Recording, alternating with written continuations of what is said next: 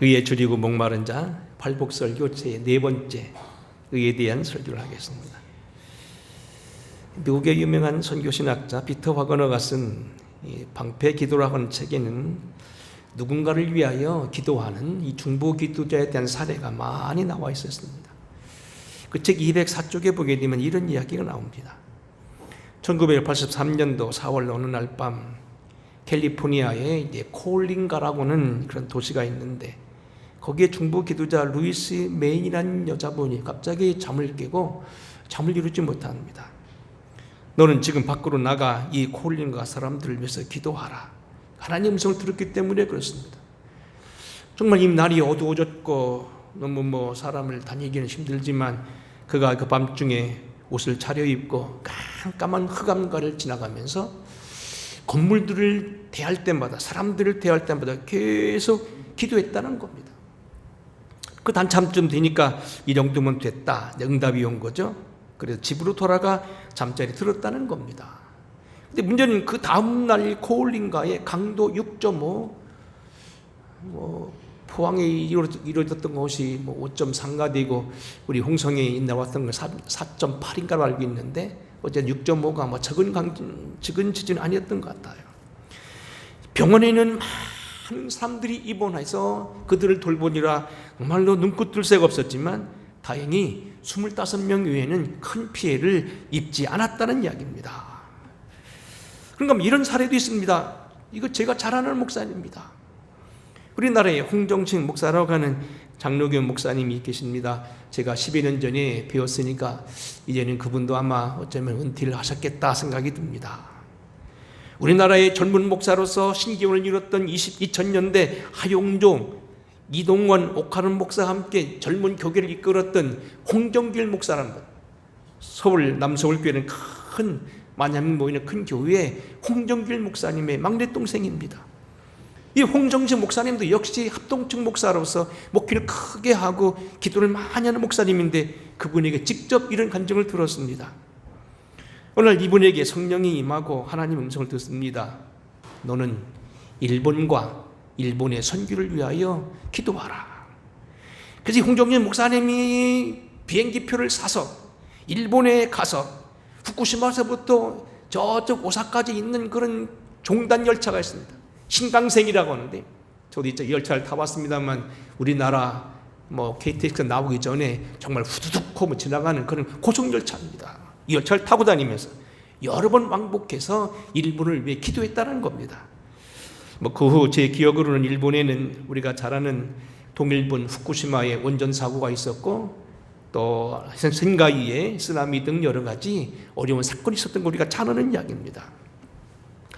자, 여러분 지금 사랑하는 성도 여러분, 우리가 오늘 여기 설교를 시작하면서 설교를 여는 예화로 피터 와거너가 소개한 루이스 메인이라는 여성도, 한국의 홍정식 목사, 그리고 자주 제가 말씀에는 미국 갈보리 제풀에 한국을 위해 30년 동안 기도했던 여사 성도, 이들의 공통점은 뭐냐면 하나님의 음성을 듣고 누군가를 위해서 그들의 행복을 위해서 그들이 안전을 위해서 기도하는 사람들이었다는 겁니다.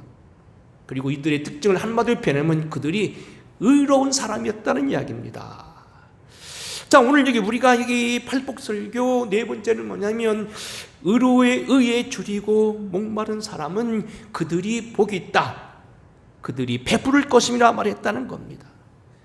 의라고 하는 말은 상당히 중요한 기독교 중심 단어입니다. 기독교에는 사랑이라는 말도 있고 물론 십자가와 예수 그리스도라는 말이 있고 의와 평강이라는 말이 있는데 이 의라고 하는 건 상당히 중요한 개념이에요. 의라고 하는 말은 히브리어는 체데크라는 말로 되어 있고요. 신약 성경 그리스 말로는 디카이오슈레라는 말로 되어 있고요. 라틴어로는 저스티시아, 영어로는 라이처스네스 혹은 저스티스 이 말로 번역되는데 한마디로 표현하면 한자로 말하면 오르리자입니다. 의롭다는 이야기입니다. 오늘 본문에 보면 성경에도 나온 것처럼 속이거나 남을 해치는 악인이 아닌 남을 돕고 도와주는 그러한 사랑하는 사람들, 하나님 앞에 바른 사람들, 사람을 향하여 떳떳한 사람들이 바로 의라고 하는 겁니다. 그런데 이 의는 이렇게 사는 사람이 복이 있다, 배부른다는 겁니다. 우리 배부르다고 하는 말은 이따 다시 이야기하겠습니다만 푸른 잔디를 의미하고 이게 번성하는 그런 식물을 말한다고 얘기합니다. 끝없이 푸른 잔디가 번성하고 씨를 맺으며 번식하는 것처럼 하나님이 그에게 인생에 복된 일이 있어야 되어서 더욱 그 사람이 더욱더 열매를 맺고 변화된 삶을 살며 하나님을 닮아가는 축복을 받게 될 거란 이야기입니다. 구체적으로 도대체 의라는 것은 어떤 개념이고 그 의를 위해 산다는 것이 왜 하나님이 복 주시는 건가? 이미 여러분들 다 오르리자니까 의인, 옳은 사람 해답은 나왔습니다만 성경적으로 한번 세밀하게 보고 우리 같이 기도하도록 하겠습니다. 자, 우선 우리는 이 의라고 하는 개념을 이렇게 생각하면 쉽습니다.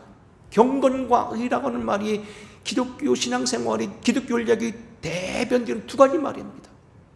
이건 쉽게 이해하면 이런 얘기입니다. 십자가가 되게 뭡니까? 밑으로 아래로 쭉 내리는 기둥이 있는 반면에 옆으로 손을 의지했던 이 옆이 되는 것처럼 수직과 바로 수평으로 되어 있습니다. 십자가에 바로 기둥과 같은 위와 아래를 가리켜서 경건이라고 말하면 의라고 하는 개념은 좌우로 말하는 수평의 개념이라는 겁니다. 하나님을 향하여 예배하고 기도하고 성결하고 우리 말은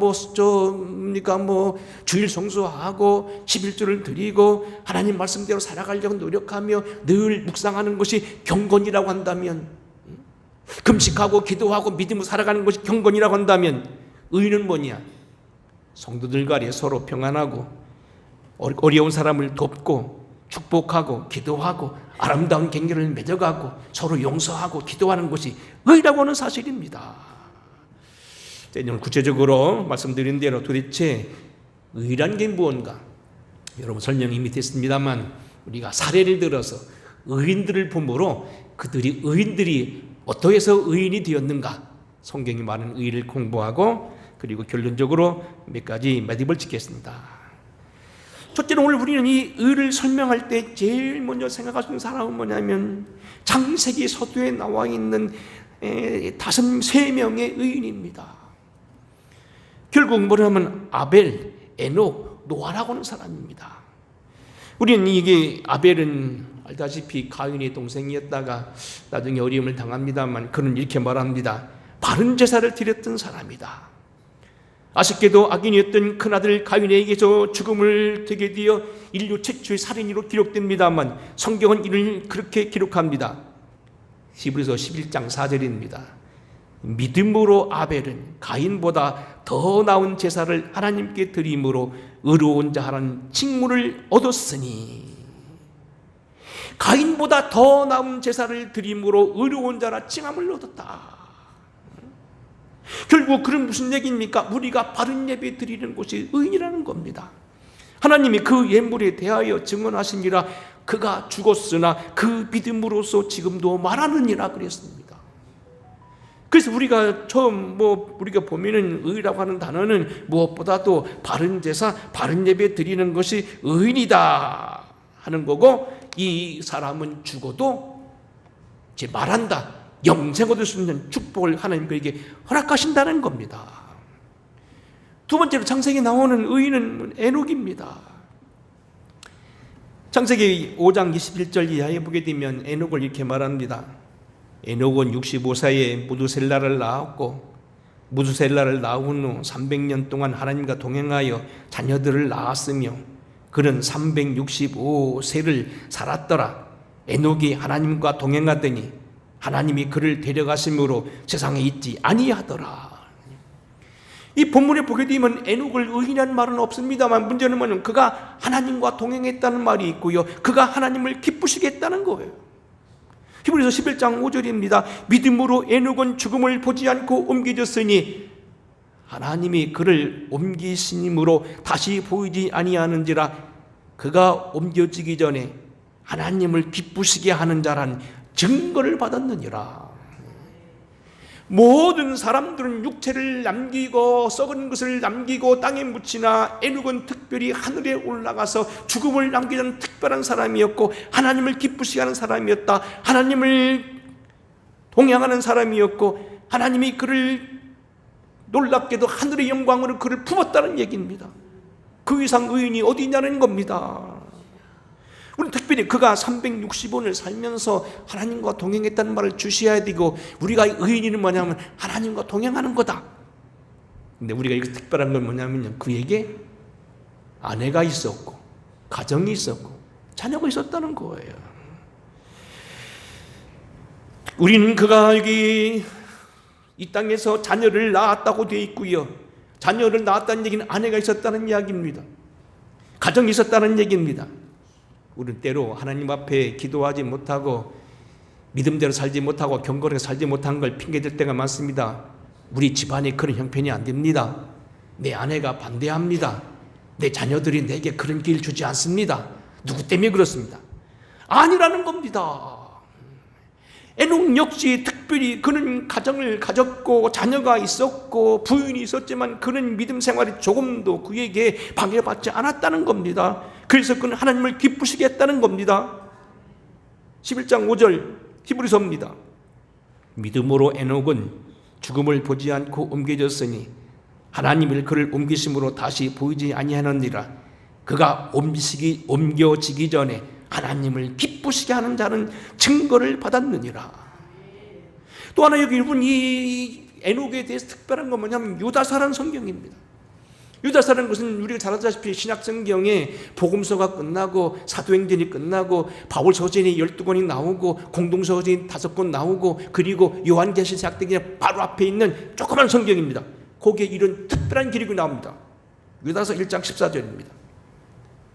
아담의 질대 손 에녹이 이 사람들에 대하여도 예언하여 이르되 보라, 주께서 그 수만의 거룩한 자와 함께 임하셨나니 이는 뭇사람을 심판하사 모든 경건치 않은 자가 경건하지 않게 행한 모든 경건하지 않은 일과 또 경건하지 않은 죄인들이 주를 거슬려 한 모든 완악한 말로 말미암아 그들을 정죄하려 하심이라 하였느니라.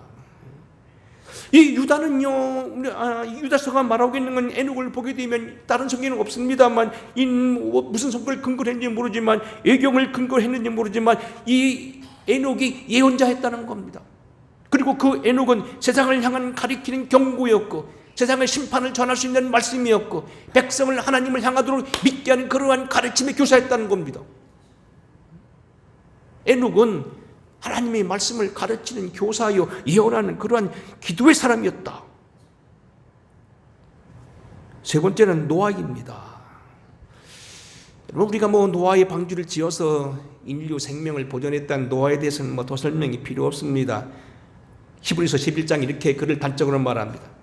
믿음으로 노아는 아직 보이지 않는 일에 경고하심을 받아 경외함으로 방주를 준비하여 그 집을 구원하였나니 이로 말미암아 세상을 정죄하고 믿음을 따르는 의의 상속자가 되었느니라.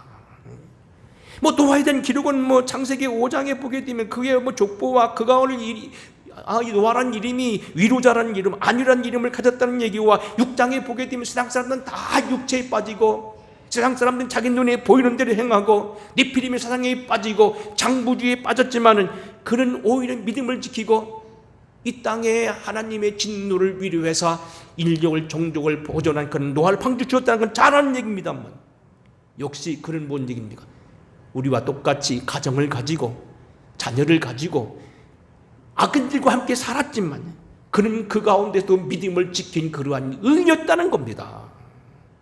자, 우리가 오늘 장로님도 기도한 대로 나라와 우리가 되어가는 형편을 보면 정말로 속상한 일도 많고요, 잘못된 사상도 많고요, 정말로 우리가 눈에 보면은 눈을 뜨면은 한 사람 걸러 한 사람씩 다 다른 생각이 가지고 있지만은 그 가운데 우리는 믿음을 지킬 수 있고 의인으로 살아갈 수 있다는 그러한 가능성을 제공했다는 겁니다. 창세기 6장 5절입니다. 여호와께서 사람의 죄악의 세상에 가득함과 그의 마음을 생각하는 모든 계획이 항상 악한 뿐임을 보시고 땅 위에 사람 지으셨음을 한탄하사 마음에 근심하시고 이르시되 내가 창조한 사람을 내가 지면에서 쓸어버리되 사람으로부터 가축과 기는 것과 공중새까지 그러하리라. 이는 내가 그것들을 지었음을 한탄함이라 하시니라. 그러나 노아는 여호와께 은혜를 입었더라 그랬습니다. 세상의 가히 하나님을 속상하게 하고 한탄하게 만들고 인간 지으셨음을 정말로 후회할 정도로 하나님을 정말로 괴악하게 만들었으나, 괴롭게 만들었으나 그 가운데 그 와중에서도 결코 그는 길을 잃어버리지 아니했다는 겁니다. 노아는 의인이요 당대의 완전한 자라 그는 하나님과 동행하였다는 얘기입니다. 이상 우리가 창세기 서두에 나와 있는 이 인물들 가운데 느끼는 건 뭡니까? 아벨, 에녹 세 사람을 정리하면 이런 얘기입니다. 그들은 하나님을 예배하는 사람이었다는 겁니다. 어떤 것도 그 하나님을 예배하고 경배하는데 핑계하지 아니했다는 겁니다. 저 속에 물들지 아니했다는 겁니다. 그리고 예배를 소중히 여고 기도를 많이 하는 사람이었다는 겁니다. 의인이 뭐냐? 이 세 사람들, 창세기 서두에 나와 있는 세 사람이 의인을 들면 우리가 의인들이 어떤 사람이다? 두 번째로는 아브라함입니다. 우리는 마태복음 1장에 보게 되면 예수 그리스도의 족보에 대해서 소개하면서 두 사람 아브라함과 다윗을 소개하고 있다는 건 우리가 잘 아는 얘기죠. 아브라함과 다윗의 후손 예수 그리스도에 대한 계보라, 예수님을 아브라함과 다윗의 후손으로 표현합니다. 어떤 이 아브라함은 굉장히 중요한 인물입니다. 물론 그의 개인적인 어떤 도덕성이나 어떤 것 때문에도 중요하고, 그가 100세에 낳은 아들을 125살에 122살에 바쳤다는 것도 중요하지만, 그런 구속사적으로 중요한 인물입니다. 하나님이 인류를 향하신 구속사는 계속하여 이어집니다. 실망하지 않습니다. 여러 번 포기할 일을 당하나 하나님 끝이지 않습니다. 첫 번째 시대가 그들에게 낙원 시대라고 합니다. 인생을 지으시고 하나님의 형상대로 지으시고 복을 주시며 그들에게 온 인류를 다스리게 하셨고 통치하게 하셨으나 그들은 낙원 시대를 실패하고 결국 신낙원으로 끝납니다. 그들에게 주어진 생애는 결국 다시 말하면 자유양심 시대입니다. 가인과 아벨이 그 대표적인 사람이고, 그 위에 라멕과 두발가인이라 이런 많은 사람들이 창세기 4장까지 쭉 나와 있고, 노아 있기 전에 5장까지 나옵니다. 하지만 그 사람들은 어떻게 됩니까? 결국 노아의 홍수로 멸망됩니다. 자유적인 양심 시대를 살게 되었을 그 양심이 더러워지고 자기 욕심대로 살아가고 네피림주의, 힘센 사람이 모든 것 최고라고 하는 그런 개념 속에서 결국 자멸의 길을 갔다는 겁니다. 하지만 그 이후로 하나님이 구속사는 끝이지 않습니다. 그들에게 단합의 힘을 주십니다. 하지만 이런 인간 통치 시대, 그들은 다시 결합하고 벽돌을 만들어 탑을 쌓고 문명을 구가하며 농경사회를 형성하고 나름대로 국가를 형성하고 부족을 형성하지만 이 또한 바벨탑으로 끝나게 됩니다. 결국 우리가 알고 있는 구속사적으로 중요한 건 뭐냐면 낙원 시대, 인간 자유 시대, 인간 통치 시대의 모든 것들이 다 패배로 끝나지만 하나님이 살아는 거기서 끝나지 않다는 겁니다. 우리의 양심이, 우리의 자유가, 우리의 어떤 사회생활이 다 미약하다고 포기하지 않고 하나님은 그 후에 어떤 일을 당했느냐? 아브라함이라고 하는 샘플을 고르시고요, 이스라엘 백성이라는 사람들을 골라서 그들에게 하나님의 구원사를 집중한다는 겁니다. 여기서 바로 선민사상이 나오고 여기에 바로 족장시대가 나옵니다. 어쨌든 이러한 하나님의 계속된 노력, 포기하지 아니하고 인생을 향한 노력은 계속하여 예수 그리스도까지 계속되어지게 돼서 이것이 율법 시대로 이어지게 되고 예언자 시대로 이어지게 되고 지혜 시대를 거쳐서 결국 우리에게 중간기를 거쳐 예수 그리스도의 구원의 십자가로 이어집니다만, 이러한 모든 샘플 가운데 중간에 있던 한 인물이 누구냐면 아브라함이라는 겁니다. 아브라함은 히브리서 11장 8절 이하에 보게 아주 길게 19절까지 많이 나옵니다. 믿음으로 아브라함은 부르심을 받았을 때에 순종하여 장래의 유업으로 받을 땅에 나아갈새 갈 바를 알지 못하고 나아갔으며 믿음으로 그가 이방의 땅에 있는 것 같이 약속의 땅에 거류하여 동일한 약속을 유업으로 함께 받은 이삭과 및 야곱과 더불어 장막에 거하였으니 이는 그가 하나님이 계획하시고 지으실 터가 있는 성을 바랐음이라 그랬습니다. 저가 비록 자기가 살던 아비 집을 떠나서 먼 곳을 향하여 가지만 하나님이 상 줄 걸 바라보고 믿음으로 따라갔다는 겁니다. 그리고 그 뒤에도 보면 계속 나옵니다. 이 사람들은 다 믿음을 따라 죽었으며 약속을 받지 못하였으되 그것을 멀리서 바라보고 환영하였으며 또 땅에 사는 동안 애국인과 낙인의 대접을 받았지만 거기서 그들은 포기하지 아니하고 더 나은 본향을 향하여 끝까지 믿음을 지켰다는 겁니다. 아브라함은 시험을 받을 때도 믿음으로 이삭을 드렸고요, 약속으로 외아들을 받았다고 얘기합니다. 그런 믿음의 사람이라고 말합니다. 아브라함은 다시 말하면 하나님이 이 땅에 구원사를 계속할 때 하나님 앞에 부름을 받았던 그런 의인이었다는 겁니다. 믿음의 조상이었다는 겁니다. 창세기 15장에 보게 되면 그는 분명 그 성경은 의인이라고 명기합니다. 창세기 15장 5절 6절 아주 중요한 절입니다. 사도 바울이 기독교의 가장 큰 개념이었던 이신칭의를 얻을 때 인용했던 인물 로마서 4장 전체가 아브라함에 대한 장입니다. 이렇게 표현됩니다. 그를 이끌고 밖으로 나가 이르시되 하늘을 우러러 못별을 셀 수 있나 보라. 또 그에게 이르시되 네 자손이 이와 같으니라. 아브라함이 여호와를 믿으니 여호와께서 이를 그의 의로 여기셨다. 하나님의 약속을 믿었다는 겁니다. 하나님이 약속한 걸 믿었고 아브라함이 그 여호와를 믿은 걸 믿음으로 그를 하나님이 의로 여겼다는 겁니다. 분명코 아브라함은 하나님이 의인으로 보았습니다. 여하튼 그래서 우리는 이 아브라함의 의인으로 된 것은 하나님의 약속, 태가 끊어지고 이미 모든 것이 끝나고 객지에 와서 아무 근거 없는 삶에도 불구하고 하나님 제시한 명령을 붙잡고 믿음으로 말씀을 살아가는 사람에게 이길 수 있다는 걸 믿고 따르는 그가 의인이었다는 겁니다. 우리가 때로는 어려운 중에도 믿고 살아가는 거 의인이다. 로마서 4장은 바로 그 유명한 논문과도 같은 이 구원사에서 중요한 것을 말하고 있는데 그 믿음으로 말미암는 의, 율법이나 행위로 말미암지 아니하고 우리의 하나님의 의를 가리키는 것에 대명사로 쓰이는 것이 바로 아브라함이었는데 꼭 이렇게 말합니다. 아브라함이나 그의 후손에게는 세상의 상속자가 데려가신 언약은 율법으로 말미암은 것이 아니요 오직 믿음의 의로 말미암은 것이니라. 18절입니다. 아브라함이 바랄 수 없는 중에 바라고 믿었다. 20절입니다.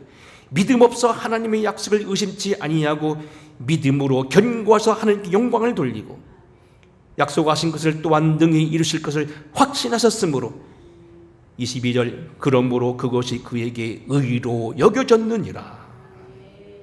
하나님의 약속을 믿고 끝까지 믿음을 살아가는 그 모습이 바로 하나님 앞에 의인이었다는 겁니다. 이러한 생애가 결국은 창세기 14장에 나오는 이야기, 그 생애 속에 계속 나오는 게 뭡니까? 그가 전쟁에 빠졌고 왕들을 두려워하지 않고 왕들과 싸웠고요, 목숨을 내놓고 자기 조카를 구해놨고요, 자기 부인이 이미 아기를 낳을 수 있는 기능이 이르서도 하나님의 믿음을 다시 축복을 받아들였고요, 어려움에서 끝까지 따라가면서 자기 이름을 구했던 그러한 사람이요, 때로는 죄인들을 위해 기도하는 기도의 사람으로 발견된다는 겁니다. 말씀 그대로 그가 아브라함과 다윗의 자손 예수 그리스도의 계보라고 예수 그리스도의 조상으로서 조금도 손색이 없었다는 겁니다. 그 조건이 뭐냐면 믿었다는 겁니다. 혹시 여러분 가운데 어떤 때는 주님이 갑자기 이렇게 말할 수도 있습니다. 너 일어나서 밤에 나가서 홍성 사람들을 위해 축복하라. 아니면 네 방에 있는 하숙된 아무개가 지금 죽음의 위협이 있고 깡패들에게 죽게 세웠는데 기도하라. 제 경험 여러분 몇 번 말씀했죠? 그걸 여러분 믿으셔야 됩니다. 그뿐만 아닙니다. 내가 너로 인하여 너를 내가 복주고 네 자손을 축복하고 네 가운데 후손들 가운데 큰 인물이 나리라. 여러분 믿어야 됩니다. 그게 의입니다. 하나님의 약속을요 바라고 믿고요 양보하고 뒤로 물러서지 아니하고요 결코 변명하지 아니하고요 믿음이 없어 하나님을 배반하지 않고 믿는 것 그거 바로 믿음입니다. 아까 뭐 그냥 지나갔습니다만 여러분 에녹에 대한 이야기, 또 노아에 대한 얘기 했습니다만 여러분 가정에, 여러분 신앙의 발목을 잡을 수 있습니다. 미안합니다. 이거 제가 묻는 얘기를 하니까 여러분 그냥 오해하지 말고 들으세요. 저는 저희 집 사람이 잘 도와줘서 목사 재밌게 합니다. 근데 어떤 분들은요, 사실 자기 부인 때문에 신앙생활 열심히 못하는 사람도 있습니다. 아들 때문에 못하는 사람도 있습니다. 세월 때문에 못한다는 사람도 있습니다. 시간 때문에 못한다는 사람도 없습니다. 시대가 자기의 그런 길을 허락하지 않는다고 할 수 있습니다. 하지만 이건 다 핑계로 밖에 볼 수 없다는 겁니다. 아브라함 바라고 믿고 바랄 수 없는 중에도 바라고 뒤는 물러서지 아니하고 하나님 의심하지 아니하고 더 어려워도 믿음으로 나아갔다는 것. 심지어는 자기 아들을 각을 떠서 바치라고 하는 그 명령을 순종해서 나아가면서 하나님 말씀 믿었다는 겁니다. 나머지는 좀 짧게 설명하겠습니다. 세 번째는 뭐냐면 야곱의 12자녀 중 넷째 유다입니다. 저는 가끔가다 이 유다를 설교할 때마다 가끔 여러분에게 몇 가지 주의사항을 줬습니다. 아브라함과 다윗의 후손으로 예수 그리스도 있지만 또 하나가 중요한 게 유다입니다. 이스라엘 12지파 가운데서 특별히 그가 넷째 아들이었던 건 우리가 주목할 필요가 있습니다. 왜 넷째 아들이 실질적인 장자권을 계승했는가? 창세기 49장 8절 이야기 보게 되면 12지파를 예언하는 가운데 야곱은 유다에 대해 이렇게 예언합니다. 유다야, 너는 네 형제의 찬송이 될지라. 내 손이 네 원수의 목을 잡을 것이요 네 아버지 아들들이 네 앞에 절하리로다. 유다는 사자 새끼로다. 내 아들이 너를 움킨 것까지 찍고 올라갔도다. 그를 움크리고 움크림의 수사자 같고 암사자 같으니 누가 그를 범할 수 있으리야. 규가 유다를 떠나지 아니하며 통치자의 지팡이와 그 발사에서 떠나지 아니하기를 실로가 오시기까지 이르리니 그에게 모든 백성이 복종하리로다. 그의 나귀를 포도나무에 매며 그의 암나귀 새끼를 아름다운 포도나무에 맬 것이고 또 그 옷을 포도주에 빨며 그의 복장을 포도즙에 빨리로다. 그의 눈은 포도주로 인하여 붉겠고 그의 이는 우유로 말미암아 희리로다. 여러분, 수자자 같다, 암사자 같다는 얘기는 뭡니까? 그를 이길 사람이 없다는 얘기입니다. 그가 포도나무에 매이고 포도나무로 옷이 빨고 눈이 붉다는 얘기는 뭐냐면 여유 있는 삶을 살겠다는 이야기입니다. 그의 삶은 조금도 후회가 없는 삶, 기쁨의 삶이 넘친다는 얘기입니다. 왜 그러냐는 겁니다. 여러분, 유다 생애를 잘 보시면 유다는요 상당히 어려움도 많았습니다. 그의 부인이 일찍 세상을 떠난 것 같습니다. 그리고 그의 아들들 둘도요 비명에 죽습니다. 그리고 우리가 잘 알다시피 그는 나중에 아들 둘이 죽자 그의 며느리인 다말로 통해서 불륜한 일을 당하게 되고 어떻게 보면 오명을 남깁니다. 하지만 그가 남은 생을 살아가는 것 보면 결국은 거기서 끝나지 않습니다. 창세기 37장에 보게 되면 유다가 어떻게 이 자기 닥쳐진 비운의 삶을 어떻게 뚫고 나갔느냐 잘 들으셔야 됩니다. 여러분의 조상과 여러분의 생이 전반부 생이 여러분 이러한 오명이 있었고 도움이 있다 하고 때로는 슬픈 일이 있어도 뚫고 나간 방법입니다. 창세기 37장 26절입니다. 유다가 자기 형제에게 이르되 우리가 우리 동생을 죽이고 그의 피를 은닉한들 무엇이 유익할까? 형제들이 꿈꾸는 요셉을 잡고 지금 물 없는 구덩이에 갇혀놓고 죽이려고 합니다. 그때 한 소리가 유다입니다. 죽여서 뭐합니까? 그가 잘못했고 우리 마음을 아프게 했고 그가 우리 실망하게 했고 그가 우리에게 때로는 비수를 들이댔다 하더라도 죽인 들 뭐가 있겠습니까? 그를 살려줍시다. 유다가 시작합니다. 창세기 43장에 보게 되면 나중에 그 요셉에게 형들이 보복을 당합니다. 양식을 구하러 갔다 그 앞에 머리를 조아리고 죽는 그런 어려움을 당합니다. 그때 유다가 자청해서 자기 아버지께 나아가서 베냐민을 데려갑니다. 그때 기록 보십시오. 유다가 그의 아버지 이스라엘에게 이르되 저 아이를 나와 함께 보내시면 우리가 가리니 그러면 우리와 우리 아버지와 우리 어린 아이들이 다 살고 죽지 아니하리이다. 내가 그를 위하여 담보가 되오르니 아버지께서 내 손에서 그를 찾으소서. 내가 만일 그의 아버지께 데려다가 아버지 앞에 두지 아니하면 내가 영원히 죄를 지리이다. 우리가 지체치 아니하였다면 벌써 2번 갔다 오리이다. 흉년이 들어서 먹을 것이 없으니까 곡식 사러 갔다가 봉변을 당하고 옵니다. 2번째 가야 되는데 못 갑니다. 그때 하는 얘기 뭡니까? 베냐민을 데려가기 위해서는 어떻게 했냐면 내가 담보가 되겠습니다. 만약 잘못되면 내가 죄인이 되고 내가 대신 죽겠습니다. 가정이, 나라가, 이웃이 환난을 당할 때 자기가 담보를 되겠다는 겁니다.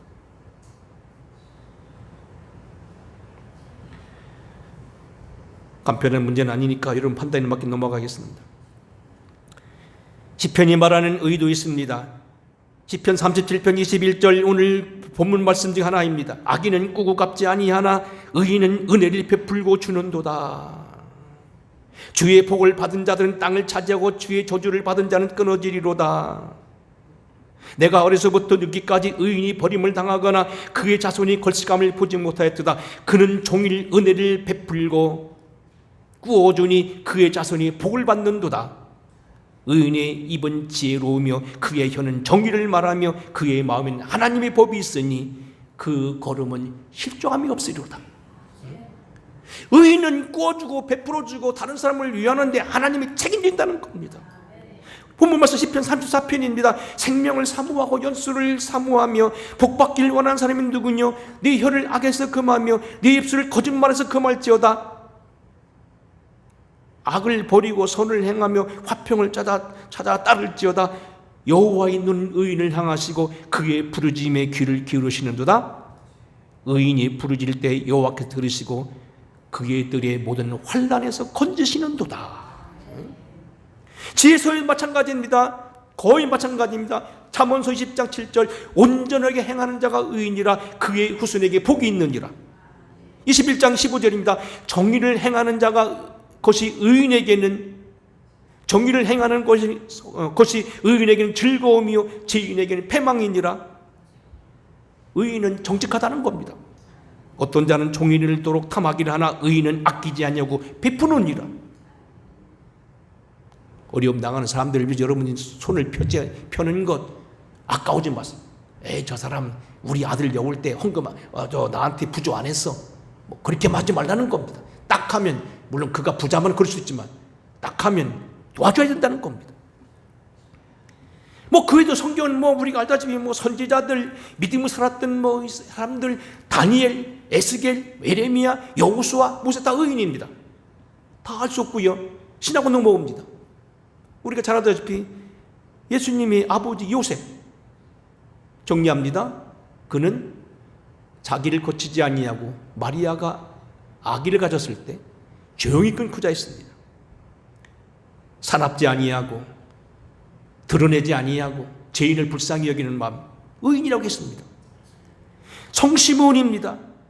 예수님께서 살려받으러 8일 만에 가셨을 때에 성시몬이 왔는데 그를 뭐라고 말합니까? 의로고 경건하여 하나님의 위로를 기다리다 성령이 그 위에 계시더라. 성령의 지시를 받고 이스라엘이 회복되기를 바라고 나라가 잘 되기 위해 기도하는 것도 의인입니다. 목사가 정치에 관여한다 뭐라고 하지 마시고 목사가 정치를 위해 기도해야 됩니다. 이 나라의 악인들이 끊어지고 의인이 서도록 기도해야 되는 것 여러분의 책임입니다. 그런 의미에서 성시몬은 의인이었습니다. 기도와 하나님의 권능으로 아방과 대적했던 엘리야도 의인입니다. 야고보 5장에 보면 뭐라고 했습니까? 의인의 간구는 역사하는 힘이 크느니라. 엘리야는 우리와 성정이 같은 사람일 때 그가 비가 오지 않기를 위해 기도하되 비가 오지 않았다고 얘기합니다. 엘리야가 누구냐? 아합을 대적한 사람, 의인이었다고 얘기합니다. 바울이 주장하는 의도 있습니다. 이건 아주 중요한 건데요. 이러한 의뿐만 아니라 하나님이 주장하신 의. 사도 바울은 바리새인 중에 바리새인이요, 이스라엘 사람 중에 이스라엘 사람이요, 히브리인 중에 히브리요, 나면서 8일 만에 잘례를 받은 사람이요, 열심으로 교회를 핍박한 사람이요, 흠이 없었지만 이 모든 거 다 배설무리하겠습니다. 내가 가진 의는 예수 그리스도의 의라는 겁니다. 이게 가장 큰 의죠. 이 의가 있으면 우리는 부족하더라도 천국에 갈 수 있다는 겁니다. 다만 이것은요, 그러면 내 마음대로 살면 되냐? 목적은 같습니다.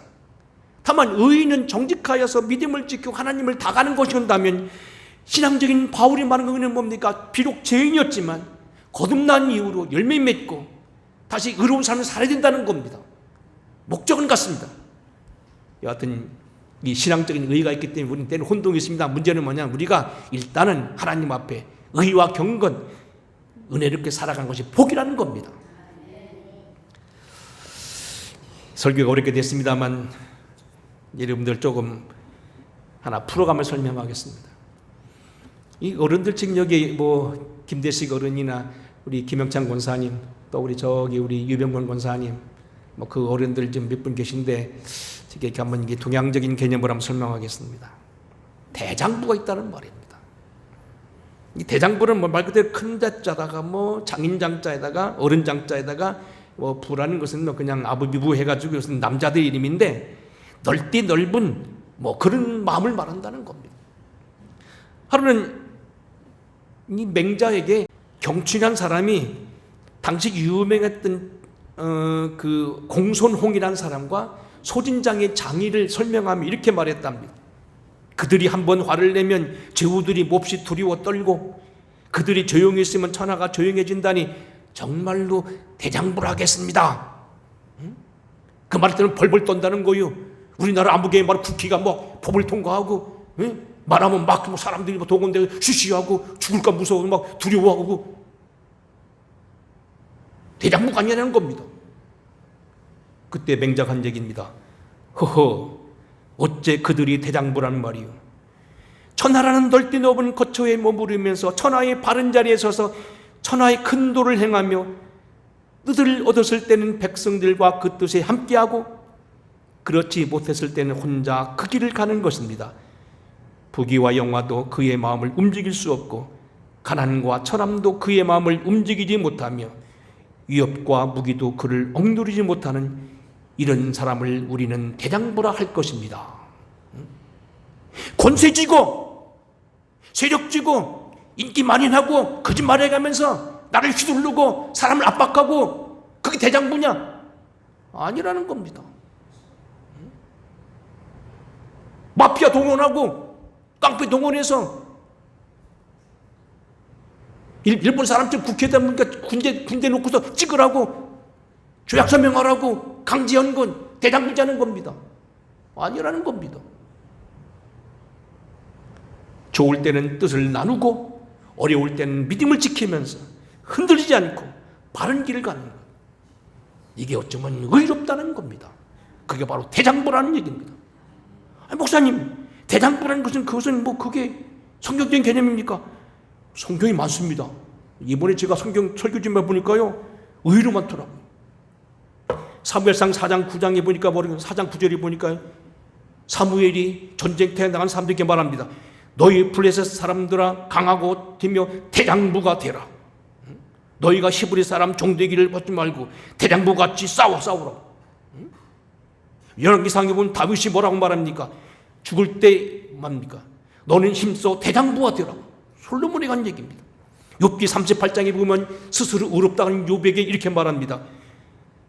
여호와께서 폭풍우 가운데 욥에게 말씀하시되 이르시되, 무지한 말로 생각을 어둡게 하는 자가 누구냐? 너는 대장부처럼 허리를 묶고 내가 묻는 말에 대답할지니라. 욥기 40장입니다. 너는 대장부처럼 허리를 묶고 내가 내게 묻겠느니 네가 대답하라. 고린도전서 15장 16장은요, 이 고린도서의 복잡한 문제를 다 마치면서 고린도 교회에 당부한 말이 있습니다. 깨어 믿음에 굳게 서서 남자답게 간 거다. 대장부같이 되라는 얘기입니다. 째째하지 않고 왜소하지 않고 더럽지 아니하고 오종종하지 않고 큰 걸 본다는 겁니다. 멀리 본다는 겁니다. 하늘 본다는 얘기입니다. 하나님을 향하는 경건하지만 이웃을 향하는 거리낌 없어야 된다는 겁니다. 어쩌면 지난주에 말씀드린 윤동주가 말한 것처럼 하늘을 향하여 한 점 부끄럼 없는 사람, 하늘을 향하여 땅을 바라봐 조금도 자기에게 부끄럼 없는 삶, 이 삶이 어쩌면 우리에게 대단부 삶이라는 겁니다. 문제는 이 삶을 아는 정도가 아니고 목마르고 배고파야 된다는 겁니다. 그럴 사람에게는 풀과 같이 번성하며 씨앗과 같이 번성하며 배부를 거라는 얘기입니다.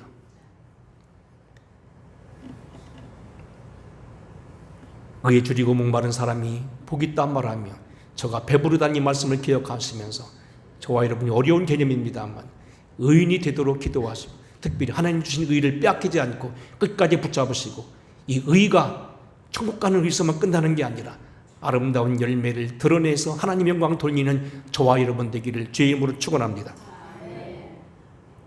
고마우신 아버지, 발복설교를 설교하시면서 의에 줄이고 목마른 자가 복이 있다고 말하고 저들이 배부를 거라고 말씀하셨습니다. 우리가 진정 의를 사모하는 민족 되게 하여 주시고 의를 사모하는 백성 되게 하옵소서. 이미 내게 주어진 권위, 권세, 재물, 실력을 가지고 다름을 누르는 것이 아니라 하늘을 향하여 땅을 향하여 한 점 부끄러움 없는 지도자가 되고 백성이 되고 그런 사람이 되어갈 수 있도록 저희들을 의로 축복해 주시옵소서. 예수님 거룩하신 이름으로 간절히 기도하옵나이다. 아멘. 찬송 드리겠습니다. 505장